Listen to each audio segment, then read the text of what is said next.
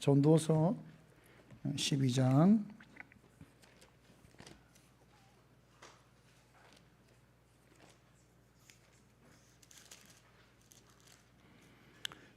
13절과 14절 두 절입니다.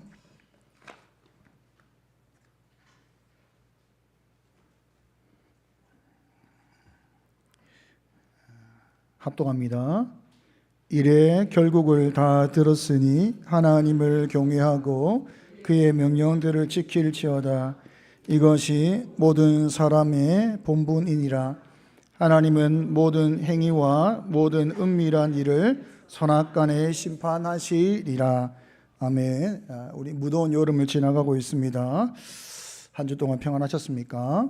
보통 이렇게 한 주 동안 평안하셨습니까? 라고 말을 하면 사실 질문은 아니죠. 인사입니다. 하셨습니까? 사실 말은 질문이지만 인사로 우리가 하는 말이지요. 오늘 좀 다르게 제가 반대로 인사 같은 질문을 여러분에게 해보고자 합니다. 여러분 한 주 동안 어떻게 보내셨습니까? 다르게 말하면 한 주 동안 어떻게 사셨습니까? 이렇게 질문하면 여러분 스스로 생각을 하겠지요. 평범한 일상이었다. 늘 살던 대로 살았다라고 하는 분도 있을 것이고, 더위가 너무 힘들어서 참 힘겨운 한 주를 보냈다라고 하는 분도 있을 것이고, 방학이 시작된 우리 학생들은 아주 즐거운 한 주를 보내었을 것입니다. 어떻게 보내었는가라고 하는 질문은 다르게 말하면 어떻게 살았는가라고 하는 질문입니다. 그냥 일하고 집에 오면 TV 보고 핸드폰 하다가 지난주 설교가 생각나서 믿음의 성장을 위해서 성경도 좀 읽고 기도도 좀 했다. 그렇게 살았다. 특별한 건 없는데 라고 생각할지 모르겠습니다. 우리는 그냥 산다 라고 생각을 할지 모르겠습니다. 그런데 우리는 단 한 사람도 그냥 하루하루를 보내는 사람이 없습니다. 우리는 하루를 살아도 어떻게 살아야 할지에 대한 자신의 삶의 태도를 결정하고 있습니다. 여러분이 그냥 살고 있는 것처럼 보이지만 여러분이 살고 있는 삶의 태도를 결정하는 매우 중요한, 매우 결정적인 역할을 하는 한 가지가 있다는 것입니다. 오늘 본문이 아니라 오늘 설교의 제목입니다. 제목을 다 같이 읽겠습니다. 오늘을 결정하는 결말. 그냥 하루를 사는 것 같은데 사실 오늘의 우리의 삶의 태도를 결정하는 것은 결말이다. 이렇게 말할 수 있습니다. 우리는 가까운 결말부터 조금 먼 결말, 그리고 최종 결말을 가지고 살아가고 있습니다. 인생은 내가 어떤 결말을 생각하느냐, 어떤 결말을 결정하느냐에 따라서 삶의 태도가 결정이 된다라고 할 수 있는 것입니다. 학생들이 지금 방학을 하고 있습니다. 방학을 어떻게 보내는가? 자신이 정한 결말을 따라서 방학을 보내는 한 달의 삶의 태도가 결정이 될 것입니다. 어떤 친구는 내가 학기 중 너무 수고하였으니 나는 방학 동안 실컷 놀아야겠다라고 하는 결말을 정했다면 그 친구는 한 달 내내 아마 신나게 놀 것입니다. 결말을 노는 것으로 정한 것입니다. 그런데 어떤 친구는 내가 1학기 성적이 내가 원하는 만큼 성적을 받지 못했어. 내가 2학기는 반드시 내가 원하는 성적을 받고자 해 라고 하는 2학기 중간고사 시험을 결말로 정했다라고 한다면 방학 기간 그 친구의 삶의 태도는 공부하는 삶일 것입니다. 놀다가도 내가 결말을 중간고사 시험을 잘 치는 것으로 결말을 정했는데 내가 이렇게 할 수 없지. TV를 보다가도 계속 보지 않고 멈출 것입니다. 친구가 놀다가도 어느 순간 멈춰서 다시 책상에 앉을 것입니다. 왜냐하면 내가 결말을 가까운 중간고사 시험을 잘 치는 것으로 결말을 정했기 때문입니다. 제가 고등학교 시절에 그 당시 때는 중학교 2학년, 고등학교 2학년이 수학여행이 있었습니다. 수학여행을 앞두고 학교에 중간고사가 있었는데 저는 중간고사를 잘 치고 싶은 마음이 컸습니다. 여름 수련회를 지나면서 제가 은혜를 받다 보니까 은혜 받은 사람이 맡겨진 자신의 소명의 자리, 사명의 자리, 학생의 본분, 이거를 게을리하면 안 되겠다라고 하는 마음이 많이 컸습니다. 거기다가 당시 회장이었는데 동생들에게 믿음의 본을 보인다는 것은 삶의 본을 보이는 것이다 라고 하는 마음이 가득했습니다. 그래서 제가 여름 방학 수련회를 끝난 이후에 중간고사를 잘 쳐야겠다, 공부를 게을리 했던 나의 삶의 자리에서 뭔가 열심히 하는 삶의 모습을 하나님이 보시기에도, 그리고 교회 동생들이 보기에도 뭔가 본이 되는 삶을 살아야겠다라는 마음을 정했습니다. 그리고 학기가 시작되었을 때에 저는 매일 배운 데에서부터 배운 데까지 공부를 했습니다. 공부를 잘 안 하다가 공부를 하려고 하니까 하나님 공부할 줄 모르겠습니다, 어떻게 하면 됩니까? 지혜를 구했거든요. 답을 주시더라고요. 배운 데부터 배운 데까지 공부해라. 답을 주시더라고요. 첫 주는 쉬웠습니다. 배운 데부터 배운 데까지 양이 얼마 되지 않으니까 쉬웠습니다. 근데 다음 주가 되면 양이 2배가 되겠죠. 그 다음 주가 되면 3배가 될 것입니다. 그렇게 시험을 치는 날까지 하루도 빠짐없이 배운 데부터 배운 데까지 공부를 하였습니다. 그리고 성적표를 받기 전에 수학여행을 갔습니다. 저는 수학여행의 즐거움이 클 줄 알았는데 수학여행의 즐거움보다 수학여행이 끝난 이후에 받을 성적표에 대한 기대감으로 저는 수학여행을 즐겼습니다. 잘 쳤다는 거죠. 아마 인생에서 그렇게 잘 친 적이 없었던 것 같아요. 잘 쳤습니다. 여러분, 그 전까지 학생으로서의 하루는 학교를 마치고 집에 오면 TV를 보고 오늘 화요일이니까 어떤 프로그램이 몇 시에 하더라 다 기억하고 있잖아요. 지금은 유튜브 이런 것 때문에 너무 많은 것이 있지만 그때는 보는 것이 다 비슷비슷하거든요. 뭐가 있다, 뭘 봐야 돼, 꼭 봐야 되거든요. 그렇게 하루의 시간을 보냈습니다. 그런데 결말을 정한 것입니다. 나는 2학기 중간고사를 정말 믿는 사람으로서, 그리고 뭔가 교회에 먼저 믿는 형으로서, 오빠로서 뭔가 본이 되야겠다라고 하는 결말을 정한 것입니다. 그리고 제 삶의 태도와 방향은 완전히 달라졌습니다. 결말이 제 삶의 방향과 태도를 결정한 것입니다. 대학생들도 있고 우리 청년들도 있습니다. 어떤 결말을 정하느냐에 따라서 여러분의 시간은 다르게 흘러가고 있습니다. 대학교 4년 어떤 결말을 정했는가, 내가 졸업을 하고 취업을 했을 때 어떤 결말을 바라보고 있는가에 따라서 4년을 다르게 보낼 것입니다. 청년들도 마찬가지죠. 어떤 결혼을 할 것인가, 어떤 삶을 살 것인가에 대한 짧은 결말과 좀 더 긴 결말에 따라서 여러분의 삶의 태도는 달라질 것입니다. 1992년에 바르셀로나 올림픽이 있었습니다. 그때 마라톤에 영웅이 나타났습니다. 황영조, 우리 황씨 가문인데 우리 아버지가 늘 자랑하시는 황씨 가문, 황씨 가문의 영웅이 나타났습니다. 황영조라고 하는 이 분이 1992년 이 마라톤에서 금메달을 땄습니다. 이 경기를 본 사람들은 대단히 흥미진진했을 것입니다. 왜냐하면 실시간으로 이 긴 마라톤 영상을 2시간 넘게 풀로 다 보여주었거든요. 근데 이게 왜 박진감이 넘치냐면 마지막 선두가 딱 2명밖에 남지 않았습니다. 일본 선수하고 황영조 선수가 끝까지 마지막까지 둘이가 1등, 2등을 계속 왔다 갔다 하는 아주 숨막히는 경기를 펼쳤거든요. 거기서 황영조 선수가 금메달을 딴 거죠.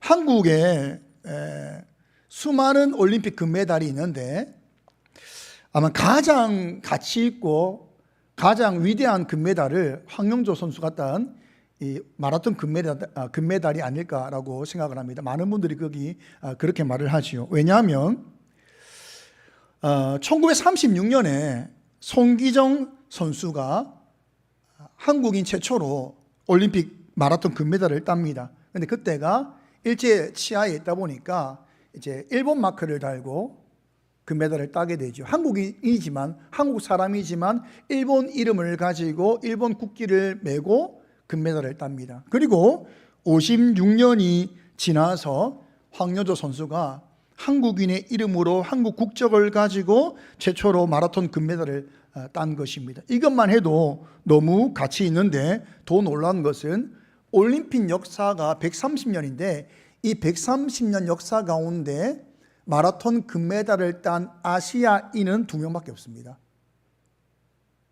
그게 첫 번째 사람이 송기정 선수예요.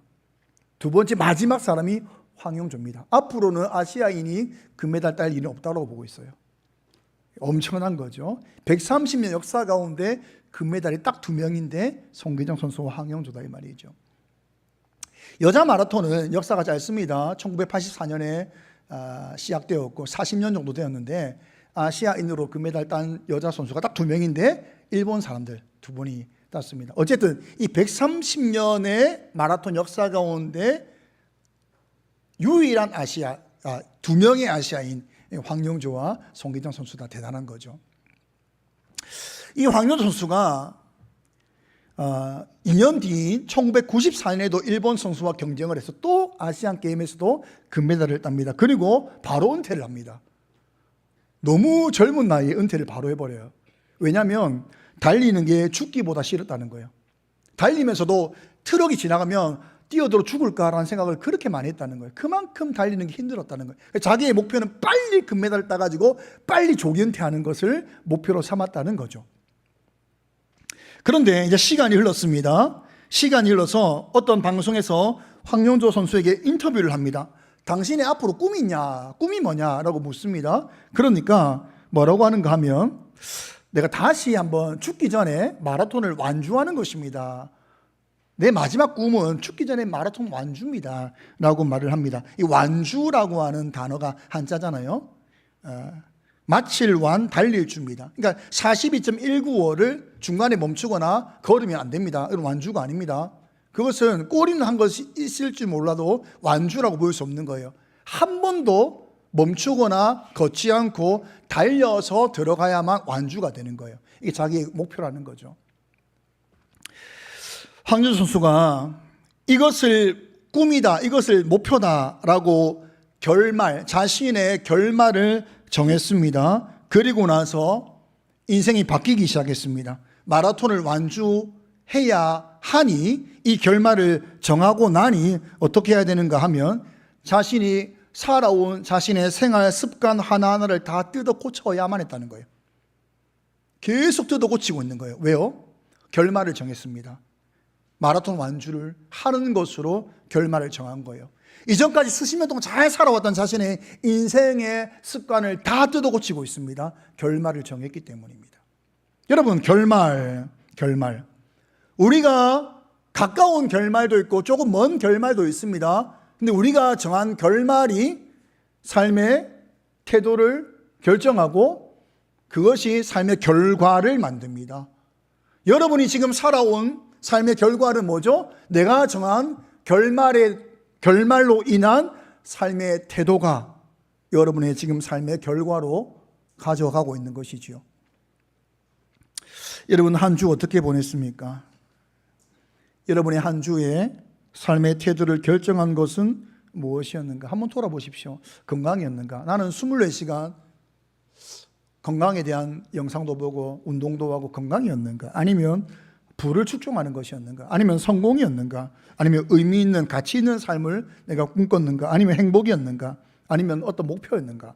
자신이 정한 결말이 있을 것입니다. 그리고 여러분의 한 주는, 여러분의 하루는 그 결말이 여러분의 하루의 삶의 태도를 방향을 결정하는 아주 결정적인 것이었을 것입니다. 저도 요즘 몽골 비전 트립을 생각하고 있습니다. 거기서 뭔가 좋은 이미지를 보여야 된다라고 하는 결말을 지금 그리고 있어요. 어떻게 설교를 할까? 어떤 옷을 입을까? 그리고 제가 어제 머리를 잘랐습니다. 너무 얼굴 네모나게 된 것 같아요, 지금.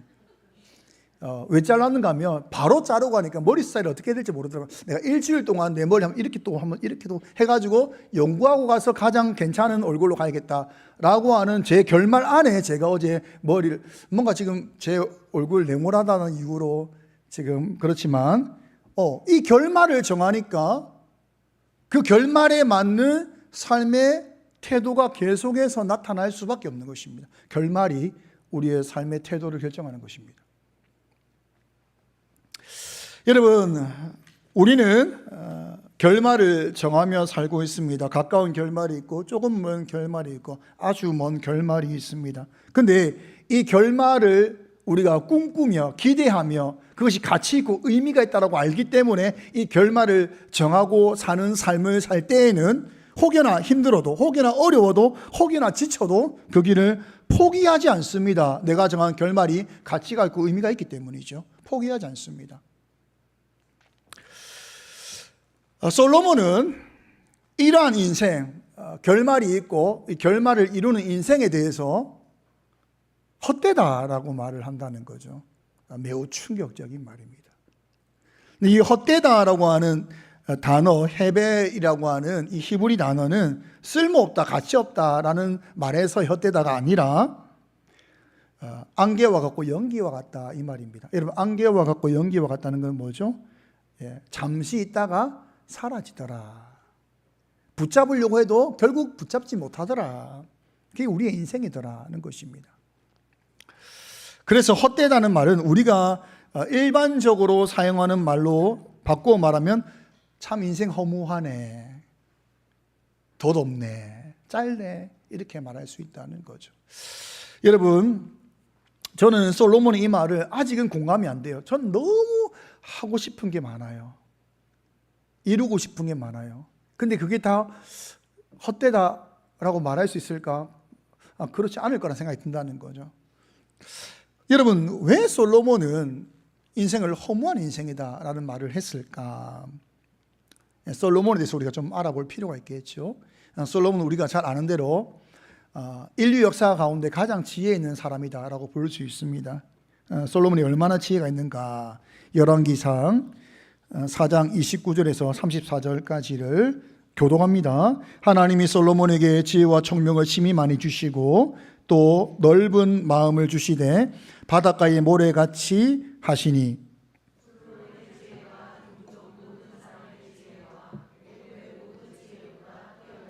그는 모든 사람보다 지혜로워서 에스라 사람 에단과 마올의 아들 헤만과 갈골과 다르다보다 나음으로 그의 이름이 사방 모든 나라에 들렸더라.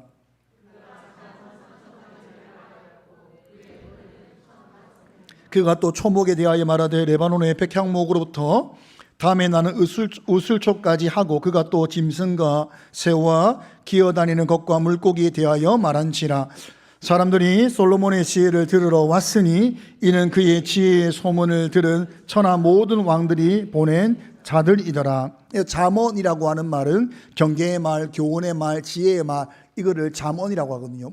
하나의 문장이 아니라 꽤 긴 내용들을 담은 것을 말합니다. 그런데 우리가 솔로몬으로부터 받은 잠언의 내용은 31장까지 있죠. 물론 31장은 아굴의 내용이기 때문에 총 31장이 안 됩니다. 어쨌든 솔로몬의 지혜와 교훈의 말을 우리가 받은 것은 약 한 30장 정도 된다 이 말이에요. 근데 몇 장이 아직 남은 거죠? 2970장이 남은 거예요. 쉽게 말하면, 아주 간단하게 말하면. 그러니까 성경은 우리의 필요에 따라서 주어진 아주 작은 분량만 주어져 있을 뿐이고, 실제로 솔로몬이 담은 이 지혜의 말은 3000개가 됩니다. 여러분, 잠언을 읽다 보면 얼마나 놀랍습니까? 어마어마한 지혜의 글이거든요. 이런 글을 3000글을 적었다 이 말이에요. 지금 솔로몬 태어났으면 아마 문학계는 끝난 거예요. 그냥 솔로몬 책만 보자가 되는 거예요, 그냥. 예. 요즘 우리가 관심 있다고 여기는 뭐 자기 개발서, 뭐 서세술 이거 다 필요 없어요. 잠언만 읽으면 되거든요. 잠언은 가장 인간이 지금 현존하는 모든 책 가운데 가장 자기 개발서와 서세술에 탁월한 책이거든요. 근데 이게 아주 극히 일부만 우리에게 주어진 거예요. 근데 그게 3000편이 있다 이 말이에요. 와, 어마어마하죠.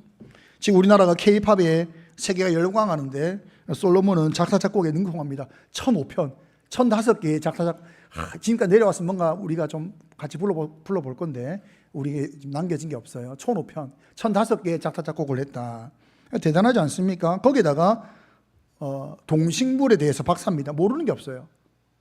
그러니까 지혜가 어디까지냐 측량할 수 없을 만큼 지혜로운 사람이 솔로몬입니다. 이 솔로몬이 이런 지혜를 가지고 인생의 결말에 도전을 합니다. 나는 행복한 사람이 내 인생의 결말이야. 그러기 위해서 하나님 없이 내가 세상의 것을 가지고 이 행복이라는 결말에 내가 도달해 보겠어.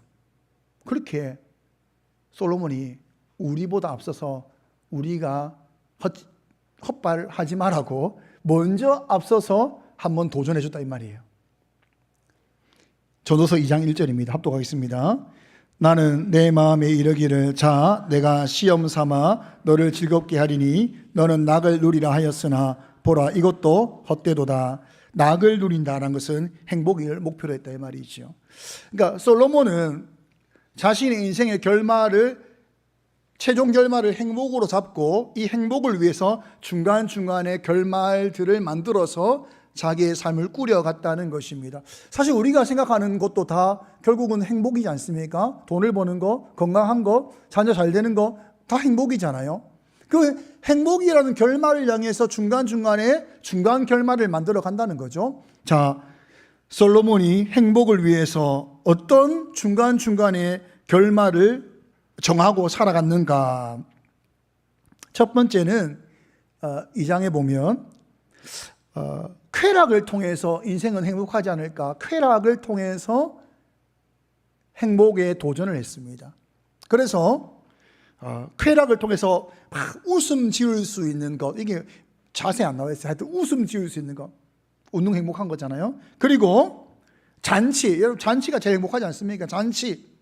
그리고 술을 통해서 누리는 쾌락, 이런 그 시대에 솔로몬이 누릴 수 있는 쾌락이라고 하는 쾌락은 다 해봤다 이 말이에요. 그런데 그 쾌락이 어느 순간까지는 괜찮네, 행복한 것 같은데 라고 생각이 들지만 지속되지 않더라 이 말이에요. 이거 별로 행복하지 않은데 금방 행복하지 않다라는 마음이 들더라 이 말이죠. 그러니까 쾌락이라고 하는 것, 사실 우리가 쾌락을 굉장히 큰 것으로 보는데 지금 도파민의 시대이지 않습니까? 보는데 그렇게 행복하지 않더라는 거예요. 두 번째 도전한 게 뭐냐면 이 솔로몬 지혜 왕답게 업적을 내가 만들어 봐야겠다. 업적. 그래서 사업을 합니다. 사업. 여러분 솔로몬이 그 지혜를 가지고 사업을 했으니까 어떻게 되겠습니까? 어마어마했겠죠. 어마어마하게 사업이 커졌습니다. 어마어마하게 돈을 벌었겠죠. 어마어마한 성공을 했을 것입니다. 집도 아마 건축에 대해서도 관심이 많았던 것 같아요. 집도 여러 채를 지었어요. 집도. 거기다가 포도원도 막 가꾸기 시작하네요. 포도 농장도 엄청 만든 거예요. 거기다가 아름다운 정원을 만듭니다. 정원. 돈 많은 분들이 그 땅 사가지고 개인 정원 만드는 걸 가끔 본 적이 있어요. 어마어마한 돈을 투자하더라고요. 이건 너무 아름다워요. 어마어마한 정원을 만듭니다. 거기 동산도 만들어요. 그리고 각종 나무를 심고 과일 나무를 심고 이 나무들이 메마르지 않도록 계속해서 군대 곳곳에 저수지를 심어서 이 자신이 만든 농장이나 동산이 아름답게 가꾸어지도록 이 일을 한다 이 말이에요. 그러니까 솔로몬 시대에 살았던 사람들은 아마 이스라엘이 매우 아름다웠을 거예요. 정말 살기 좋은 나라였을 거라 이 말이에요. 국가적인 사업으로 솔로몬 왕이 나라 곳곳을 이렇게 막 가꾸기 시작하니까 나라가 점점 부유해지고 점점 아름다워지고 너무 살기 좋은 나라가 되지 않았겠습니까? 그런 나라가 된 거예요. 근데 여러분 그렇게 솔로몬이 다 해봤는데 결론이 뭐냐면 허무한데 헛된데 이런 생각을 했다는 거예요. 그리고 나서 도전한 게 뭐냐면 우리가 좋아하는 거 한번 내가 불을 한번 모아볼까? 이랬대. 불. 가슴 떨리지 않습니까? 불을 한번 모아볼까? 그 지혜 왕이 돈에 도전한 거. 돈에 안 할 줄 알았죠. 우리가 솔로몬이 돈을 안 좋아할 줄 알았는데 돈에 도전을 합니다. 그래서 막 노예를 사고 노예를 사니까 노예들이 또 자녀를 하니까 노예가 많아지고 소떼와 양떼를 길렀는데 얼마나 지혜가 많은지 기르기만 하면 막 대박이 나는 거예요. 그래서 소떼와 양떼가 너무 많아가지고 솔로몬보다 소떼 양떼를 많이 가진 자가 없어요. 그러니까 손만 대면 다 대박이야. 은과 금은 그 시대의 왕들이 소유한 모든 보화보다 많습니다. 열왕기상 10장 23절입니다. 합독합니다. 솔로몬 왕의 재산과 지혜가 세상의 그 어느 왕보다, 재산도 커, 지혜만 큰 게 아닙니다. 그러니까 지혜 있는 사람이 장사하면 망할 줄 알았잖아. 우리는 장사는 다르다. 아닙니다. 그 진짜 지혜가 없어 그런 거고, 진짜 지혜가 있으면 다 되는 거, 다 되는 거. 그러니까 뭐 사업을 하면 대박이 난다 이 말이야. 그러니까 얼마나 부를 축적했던지 당시 세계 최고 부자가 솔로몬이었다 이렇게 말한다 이 말이죠. 그런데 그런 것을 다 이루고도 솔로몬이 뭐라고 하냐면 행복하지 않더라는 거예요. 그러니까 여러분, 이루는 과정에서 뭔가 재미도 있고 뭔가 흥미도 있고 뭔가 성취감도 있고 그렇잖아요. 우리가 그렇잖아요. 돈을 계속 버는 사람들이 어느 순간 허무감으로 가는 사람들은 기부를 하고, 어떤 사람은 내가 허무한 것은 돈이 더 많지 않았어다, 이런 사람들은 더 벌기 위해서, 왜냐하면 그 과정에서 오는 성취가 크기 때문에 가는 쪽도 있다는 거예요. 그런데 솔로몬은 다 가져봤죠. 다 부를 다 축적해보고 결론이 뭐냐면 행복하지 않은데, 허무한데. 여러분, 명예도 가져봤습니다. 당시에 모든 사람이 솔로몬을 찾아왔으니까 명예의 사람이었습니다. 당대에 이름을 남긴다라고 할 수 있는, 그 이름에 남길 수 있는 모든 역작들, 글, 건축 다 남겼습니다. 그러니까 우리가 이 땅에서 가져보고 싶다, 우리 미래의 결말로 꿈꾸는 거, 나는 부자가 되었으면 좋겠어, 나는 유명한 사람이 되었으면 좋겠어, 나는 권력을 가진 사람, 그러니까 마지막 결말을 우리가 생각하는 미래보다 더 끝자락까지 다 도달해 본 사람이 솔로몬인데, 그 솔로몬이 이것을 다 성공한 다음에 허무하다라고 이야기했다는 거죠. 왜 그렇게 말했는가? 전도서 2장 14절에서 16절입니다. 합독하겠습니다. 지혜자는 그의 눈이 그의 머릿속에 있고 우매자는 어둠 속에 다니지만 그들 모두가 당하는 일이 모두 같으리라는 것을 나도 깨달아 알았도다. 내가 내 마음 속으로 이르기를 우매자가 당한 것을 나도 당하리니 내게 지혜가 있었다 한들 내게 무슨 유익이 있으리요 하였도다. 이에 내가 내 마음 속으로 이르기를 이것도 헛되도다 하였도다. 지혜자도 우매자와 함께 영원하도록 기억함을 얻지 못하나니 후일에는 모두 다 잊어버린 지 오래일 것임이라.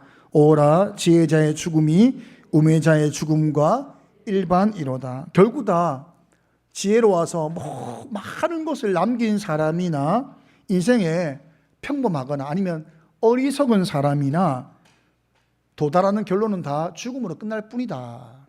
그리고 죽음 이후에는 사람들의 기억에 사라질 뿐이다. 똑같다 이 말이죠.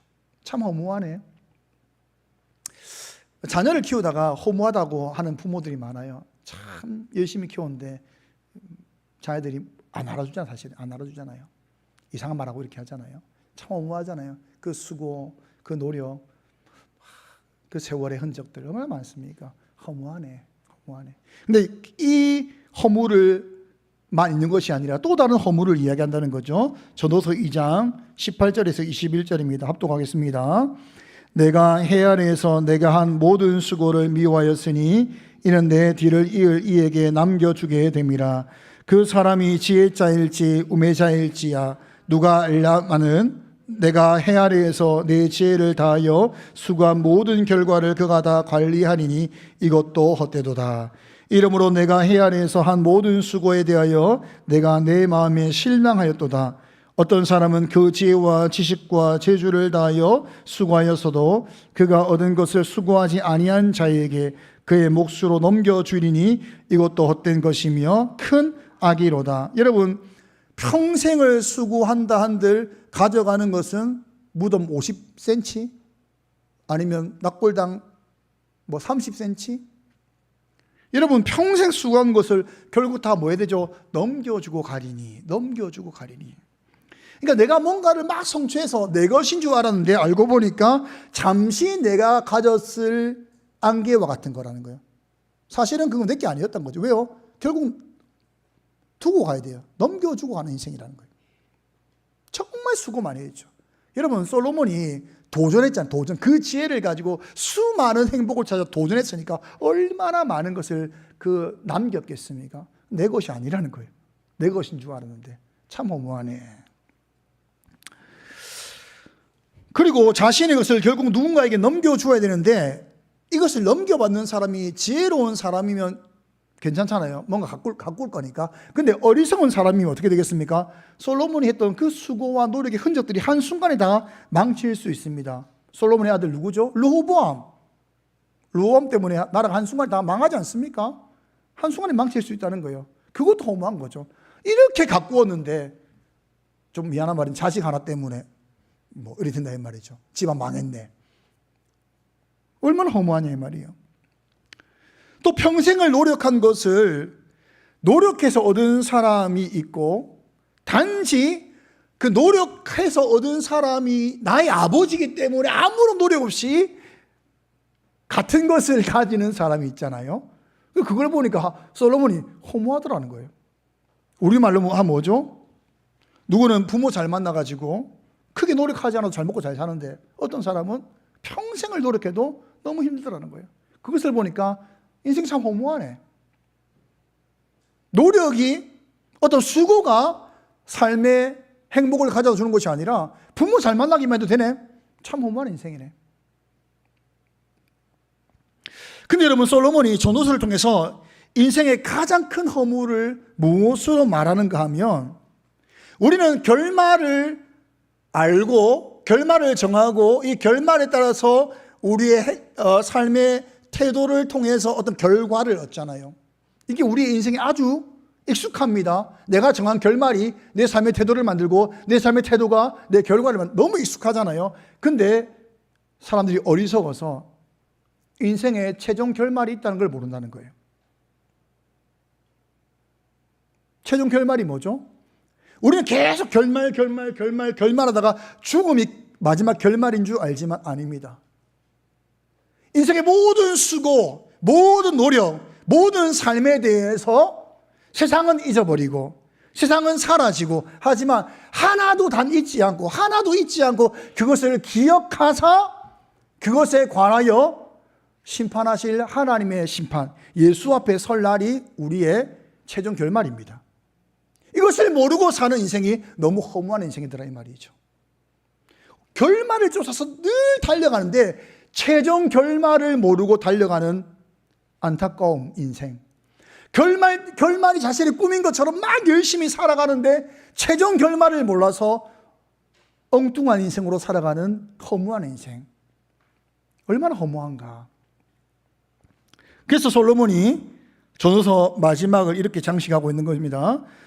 전도서 12장 14절입니다. 합동합니다.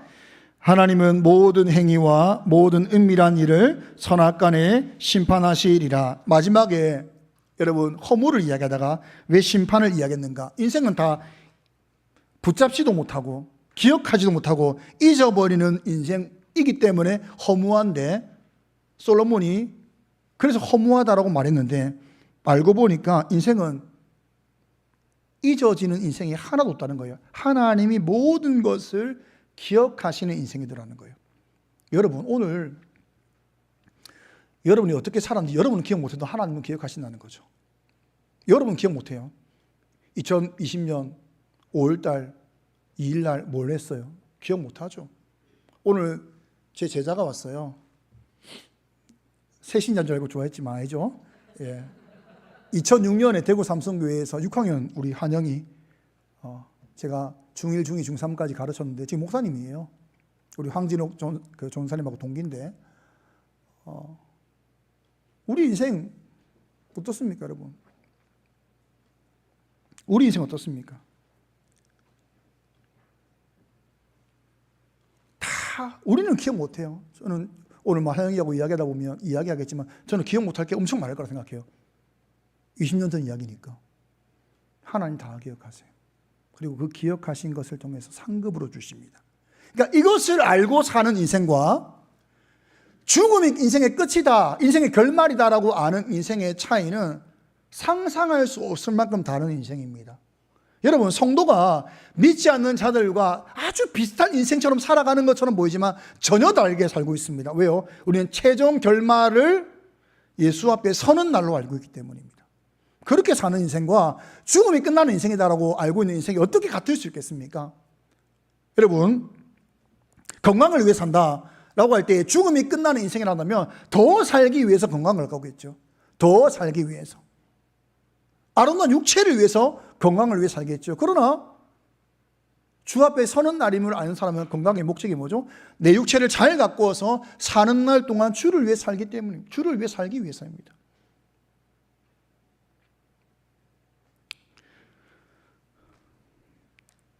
자녀 교육, 이 시대의 자녀 교육의 목표가 뭐냐? 우리 아이들 성공하는 겁니다. 좋은 대학 가서 좋은 직장을 가도록 하는 것이 목표입니다. 그것은 세상 사람들의 이야기고요. 주 앞에 설 그날을 아는 성도로서 자녀를 위해 산다는 헌신은 뭐죠? 하나님을 경외하는 자로 세워가는 것입니다. 노력은 바깥에서 보면 비슷하다니까요. 노력은 비슷하다니까요. 근데 그 안을 들여다보면 전혀 다른 삶을, 내용을 가지고 있습니다. 왜요? 우리는 최종 결말을 아는 자이기 때문입니다. 최종 결말. 노후를 많이 준비하고 있어요. 물어보면 목사님 돈 없으면 노후 너무 비참합니다. 그건 세상 사람들 이야기고, 우리 노후의 준비는 뭐죠? 죽음이 다하는 그날까지 우리에게 주어진 시간은 섬김의 시간입니다. 나라를 위해 기도하고, 자녀를 위해 기도하고, 교회를 위해 기도하고, 또 주와 함께 살아왔던 내 삶의 지혜를 자녀에게 가르치고, 그러기 위해서 내 생명이 주어져 있는 것입니다. 그게 노후예요. 그게 노후. 전혀 다르지 않습니까? 최종 결말을 아는 자와 모르는 자의 삶은 완전히 다르다는 것입니다. 다릅니다. 다를 수밖에 없습니다. 여러분, 이 결말이 오늘 나의 삶의 태도를 결정합니다. 여러분들이 내가 어떤 사람인가 확인하는 가장 쉬운 방법은 내 오늘의 삶의 태도를 내가 확인하면 됩니다. 너무 명확합니다. 나의 오늘의 삶의 태도, 24시간의 시간을 내가 어떻게 보냈는가를 통해서 나는 어떤 결말을 향해 가고 있는 사람으로서 내가 생각하고 있는지를 정확히 알 수 있다는 거죠. 여러분, 기억하셔야 됩니다. 요즘 교회들이 재림 이거 말을 안 하다 보니까 너무 우리 인생의 마지막을 준비하는 것 같아요. 여러분, 우리는 모두가 다 주 앞에 서는 그날이 인생 마지막 최종 결말입니다. 결말. 이것을 기억해야 됩니다. 그리고 여러분이 오늘 하루에 아주 작은, 아주 은밀한 하나님 나라를 위해서 아주 작은 것이라 할지라도 하나님은 기억하실 것입니다. 아마 그래서 여러분이 천국에서 받을 상급이 저는 크다 생각합니다. 목사님, 저 잘못한 게 너무 많은데요. 여러분 잘못한 거는 회개하는 자에게 하나님 기억하지 않는다 하셨거든요. 그러니까 회개하고 가야 돼요. 회개 안 하고 가면 굉장히 부끄러운 구원 받을 수 있어요. 회개하고 삶을 돌이킨 다음에 올라가면 하나님이 우리의 악에 대해서는 꾸짖지 않으십니다. 기억하지 않으십니다. 그러나 우리의 작은 섬김, 작은 눈물의 희생, 누군가를 위해 기도했던 모든 작은 것, 또 내 가정을 위해 헌신했던 그 삶의 수고와 노력, 다 그 작은 것 하나까지 다 기억하사 상급으로 주십니다. 이것을 바라보는 사람이 여러분 고난도 이기고 수고도 이기는 것입니다. 이 믿음을 가지고 살기를 간절히 소망합니다. 함께 찬양하겠습니다. 영원한 약속 우리 안에, 가사를 생각하면서 찬양하겠습니다.